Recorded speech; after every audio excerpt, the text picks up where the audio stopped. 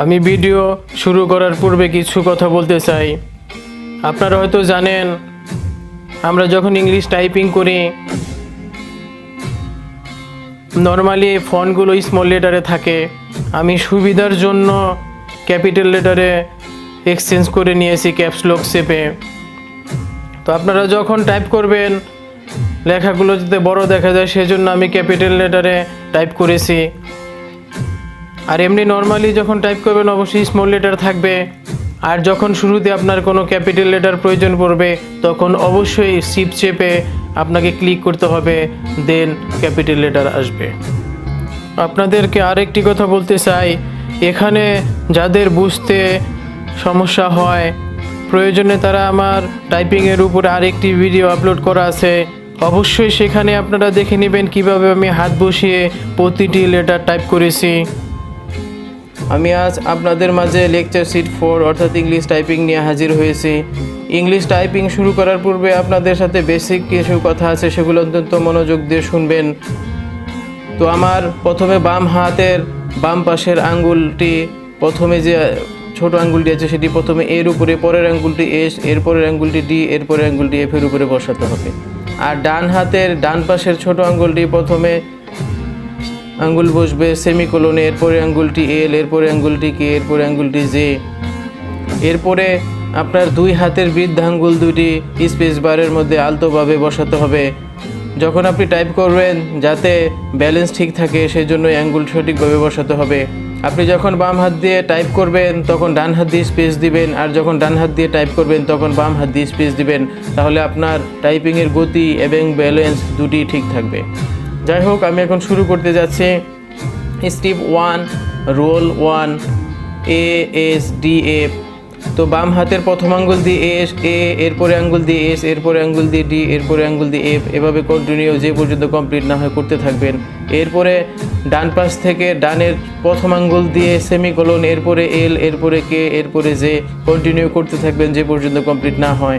এরপরে হচ্ছে বাম হাতের চতুর্থ আঙ্গুল দিয়ে জি এবং ডান হাতের চতুর্থ আঙ্গুল দিয়ে এইচ ক্লিক করতে হবে যে পর্যন্ত কমপ্লিট না হয় প্র্যাকটিস করতে থাকবেন। এরপর হচ্ছে স্টেপ 2। স্টেপ 2 এর রোল 1 হচ্ছে কিউ ডাব্লিউ ই আর। প্রথমে জাস্ট আপনার হাতের জাম্পিং করবে আঙ্গুলটি, শুধু জাম্পিং করবে। প্রথমে কিউ, এরপরে আঙ্গুল দিয়ে ডাব্লিউ, এরপর ই, এরপরে আর, কন্টিনিউ প্র্যাকটিস করতে থাকবেন। এরপরে ডান হাত দিয়ে হচ্ছে পি ও আই ইউ। তবে খেয়াল রাখবেন আপনার আঙ্গুলগুলো যাতে স্টেপ 1 এর মধ্যেই থাকে। যখন যে আঙ্গুলটি দরকার পড়বে সেটি শুধু আপ অ্যান্ড ডাউন হবে। তো যাই হোক, আপনারা পি ও আই ইউ বারবার চেষ্টা করতে থাকবেন যে পর্যন্ত কমপ্লিট না হয়। এরপরে বাম হাত দিয়ে টি এবং ডান হাত দিয়ে ওয়াই টাইপ করতে হবে যে পর্যন্ত কমপ্লিট না হয়। এরপরে হচ্ছে step 3, roll 1, Z X C V. এখন বাম হাতের প্রথম আঙ্গুলটি বাদ দিয়ে দ্বিতীয় আঙ্গুল দিয়ে জেড, এরপরে তৃতীয় আঙ্গুল দিয়ে হচ্ছে এক্স, এরপরে চতুর্থ আঙ্গুল দিয়ে সি এবং V. Roll 2, divided full stop comma M. প্রথম আঙ্গুল দিয়ে ডিভাইডেড, এরপরে ফুল স্টপ, এরপরে কমা, এরপর এম, পর্যায়ক্রমে প্র্যাকটিস করতে থাকবেন যে পর্যন্ত কমপ্লিট না হয়।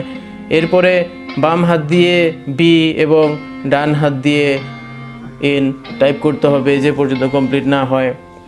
স্টেপ 4 আপনারা হয়তো দেখতে পাচ্ছেন। স্টেপ 1, 2, 3 প্রতিটি রোল 1গুলো এখানে একত্রে দেওয়া হয়েছে, আপনারা প্র্যাকটিস করবেন বেশ কয়েকবার।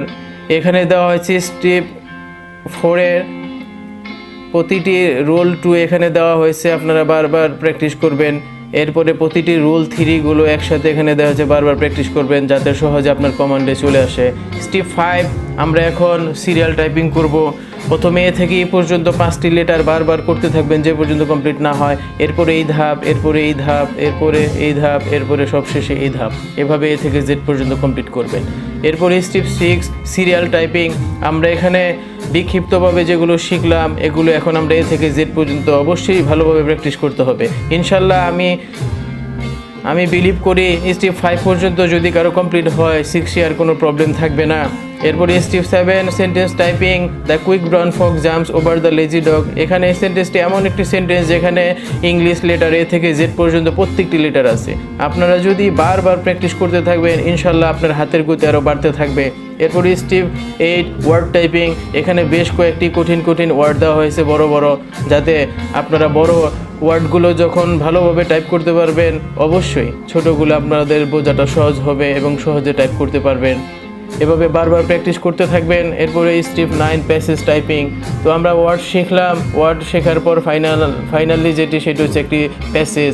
আর প্যাসেজ টাইপিং যখন কমপ্লিট হবে তখন বুঝতে পারবেন যে আপনার হাতের গতি বর্তমান কোন পজিশনে আছে। তো ইনশাল্লাহ চেষ্টা করবেন অত্যন্ত ধৈর্যের সাথে বারবার প্র্যাকটিস করার জন্য।